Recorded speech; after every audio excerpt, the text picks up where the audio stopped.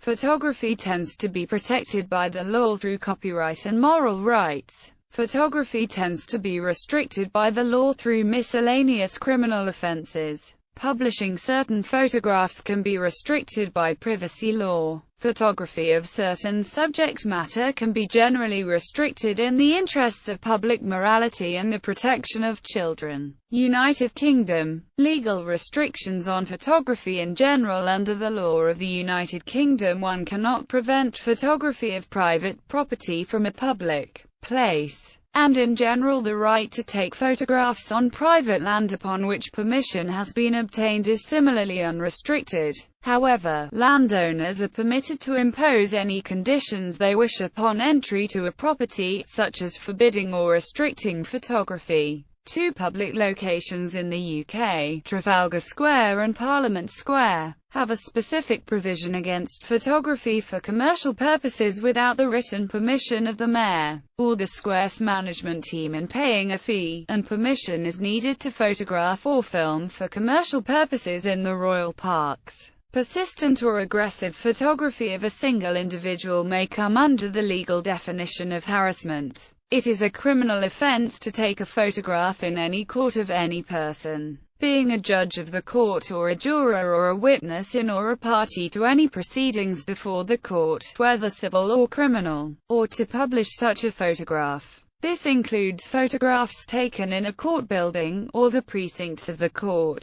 Taking a photograph in a court can be seen as a serious offense, leading to a prison sentence. The prohibition on taking photographs in the precincts is vague. It was designed to prevent the undermining of the dignity of the court through the exploitation of images in lowbrow picture papers. Photography of certain subject matter is restricted in the United Kingdom. In particular, the Protection of Children Act 1978 restricts making or possessing pornography of under 18s, or what looks like pornography of under 18s. However, the taking of photographs of children in public spaces is not illegal. It is an offense under the Counter-Terrorism Act 2008 to publish or communicate a photograph of a constable, a member of the armed forces, or a member of the security services, which is of a kind likely to be useful to a person committing or preparing an act of terrorism. There is a defense of acting with a reasonable excuse. However, the onus of proof is on the defense. Under Section 58A of the Terrorism Act 2000, a PCSO cited Section 44 of the Terrorism Act 2000 to prevent a member of the public photographing him. Section 44 actually concerns stop and search powers. However, in January 2010 the stop and search powers granted under Section 44 were ruled illegal by the European Court of Human Rights. Following a prolonged campaign, including a series of demonstrations by photographers dealt with by police officers and PCSOs, the Metropolitan Police was forced to issue updated legal advice which now confirms that members of the public and the media do not need a permit to film or photograph in public places, and police have no power to stop them filming or photographing incidents or police personnel, and that the power to stop and search someone under Section 44 of the Terrorism Act 2000 no longer exists. It is also an offense under Section 58 of the Terrorism Act 2000 to take a photograph of a kind likely to be useful to a person committing or preparing an act of terrorism, or possessing such a photograph. There is an identical defense of reasonable excuse. This offense covers only a photograph is described in S. 2 of the Terrorism Act 2006. As such, it must be of a kind likely to provide practical assistance to a person committing or preparing an act of terrorism. Whether the photograph in question is such is a matter for a jury, which is not required to look at the surrounding circumstances. The photograph must contain information of such a nature as to raise a reasonable suspicion that it was intended to be used to assist in the preparation or commission of an act of terrorism. It must call for an explanation. A photograph which is innocuous on its face will not fall foul of the provision if the prosecution adduces evidence that it was intended to be used for the purpose of committing or preparing a terrorist act. The defense may prove a reasonable excuse simply by showing that the photograph is possessed for a purpose other than to assist in the commission or preparation of an act of terrorism, even if the purpose of possession is otherwise unlawful. Copyright can subsist in an original photograph, i.e., a recording of light or other radiation on any medium on which an image is produced or from which an image by any means be produced, and which is not part of a film. Whilst photographs are classified as artistic works, the subsistence of copyright does not depend on artistic merit. The owner of the copyright in the photograph is the photographer, the person who creates it, by default. However, where a photograph is taken by an employee in the course of employment, the first owner of the copyright is the employer, unless there is an agreement to the contrary. Copyright which subsists in a photograph protects not merely the photographer from direct copying of his/her work, but also from indirect copying to reproduce his/her work, where a substantial part of his/her work has been copied. Copyright in a photograph lasts for 70 years from the end of the year in which the photographer dies. A consequence of this lengthy period of existence of the copyright is that many family photographs which have no market value, but significant emotional value, remain subject to copyright, even when the original photographer cannot be traced, has given up photography, or died. In the absence of a license, it will be an infringement of copyright in the photographs to copy them. When someone dies, the rights will have transferred to someone else, perhaps through testamentary deposition or by inheritance. If there was no will, or if the photographer has not specified where the rights in the material should go, then the normal rules of inheritance will apply. Scanning old family photographs, without permission, to a digital file for personal use is prima facie an infringement of copyright. Certain photographs may not be protected by copyright. Section 171 of the Copyright Designs and Patents Act 1988 gives courts jurisdiction to refrain from enforcing the copyright which subsists in works on the grounds of public interest. For example, patent diagrams are held to be in the public domain, and are thus not subject to copyright infringement. Infringement of the copyright which subsists in a photograph can be performed through copying the photograph. This is because the owner of the copyright in the photograph has the exclusive right to copy the photograph. For there to be infringement of the copyright in a photograph, there must be copying of a substantial part of the photograph. A photograph can also be a mechanism of infringement of the copyright which subsists in another work. For example, a photograph which copies a substantial part of an artistic work, such as a sculpture, painting or another photograph, would infringe the copyright which subsists in those works. However, the subject matter of a photograph is not necessarily subject to an independent copyright. For example, in the creation records case, a photographer, attempting to create a photograph for an album cover, set up an elaborate and artificial scene. A photographer from a newspaper covertly photographed the scene and published it in the newspaper. The court held that the newspaper photographer did not infringe the official photographer's copyright. Copyright did not subsist in the scene itself, it was too temporary to be a collage, and could not be categorized as any other form of artistic work. The protection of photographs in this manner has been criticized on two grounds. Firstly, it is argued that photographs should not be protected as artistic works, but should instead be protected in a manner similar to that of sound recordings and films. In other words, copyright should not protect the subject matter of a photograph as a matter of course as a consequence of a photograph being taken. It is argued that protection of photographs as artistic works is anomalous, in that photography is ultimately a medium of reproduction, rather than creation. As such, it is more similar to a film, or sound recording than a painting or sculpture. Some photographers share this view. For example, Michael Reichman describes photography as an art of disclosure, as opposed to an art of inclusion. Secondly, it is argued that the protection of photographs as artistic works leads to bizarre results. Subject matter is protected irrespective of the artistic merit of a photograph. The subject matter of a photograph is protected even when it is not deserving of protection. For copyright to subsist in photographs as artistic works, the photographs must be original. Since the English test for originality is based on skill, labor and judgment.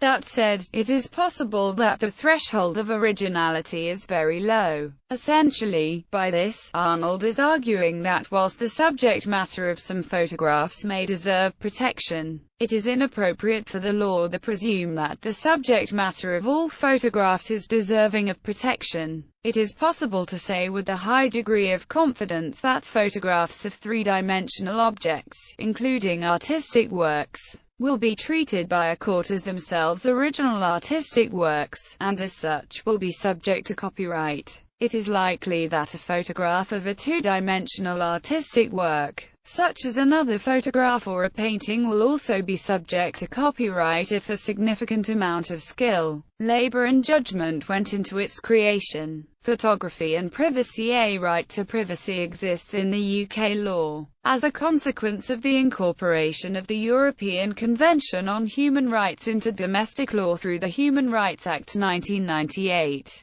This can result in restrictions on the publication of photography. Whether this right is caused by horizontal effect of the Human Rights Act 1998 or is judicially created is a matter of some controversy. The right to privacy is protected by Article 8 of the Convention. In the context of photography, it stands at odds to the Article 10 right of freedom of expression. As such, courts will consider the public interest in balancing the rights through the legal test of proportionality. A very limited statutory right to privacy exists in the Copyright Designs and Patents Act 1988. This right is held, for example, by someone who hires a photographer to photograph their wedding. The commissioner, irrespective of any copyright which he does or does not hold in the photograph of a photograph which was commissioned for private and domestic purposes, where copyright subsists in the photograph, has the right not to have copies of the work issued to the public, the work exhibited in public or the work communicated to the public. However, this right will not be infringed if the right holder gives permission. It will not be infringed if the photograph is incidentally included in an artistic work, film, or broadcast.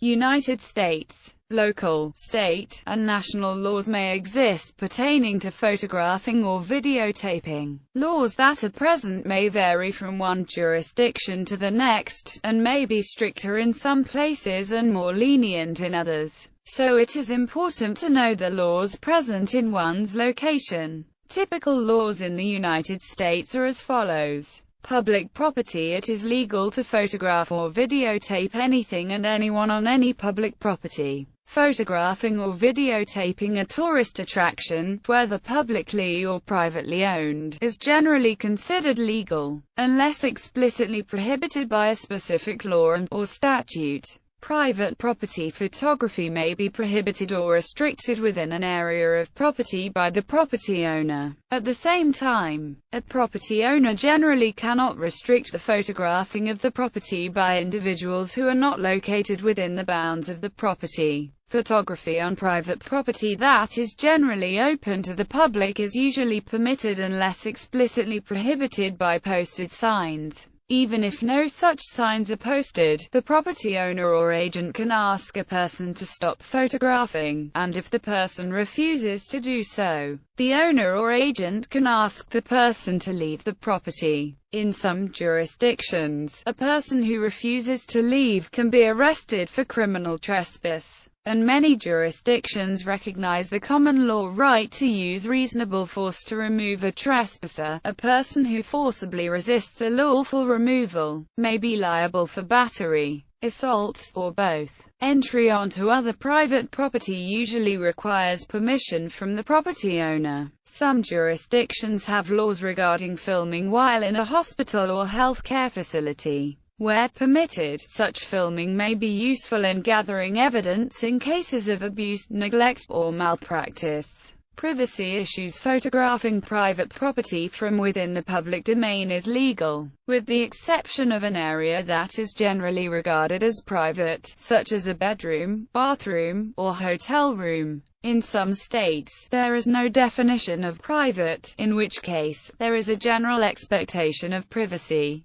Should the subjects not attempt to conceal their private affairs, their actions immediately become public to a photographer using an average lens or video camera. Many places have laws prohibiting photographing private areas under a person's clothing without that person's permission. This also applies to any filming of another within a public restroom or locker room. Some jurisdictions have completely banned the use of a camera phone within a restroom or locker room in order to prevent this. The United States enacted the Video Voyeurism Prevention Act of 2004 to punish those who intentionally capture an individual's private areas without consent, when the person knew the subject had an expectation of privacy. Additionally, state laws have been passed addressing the issue as well. Commercial photography in certain locations, such as California state parks. Commercial photography requires a permit and sometimes proof of insurance. In places such as the city of Hermosa Beach in California, commercial photography on both public property and private property is subject to permit regulations and possibly also insurance requirements. At the Chesapeake and Ohio Canal National Historical Park, commercial photography requires a permit under certain circumstances.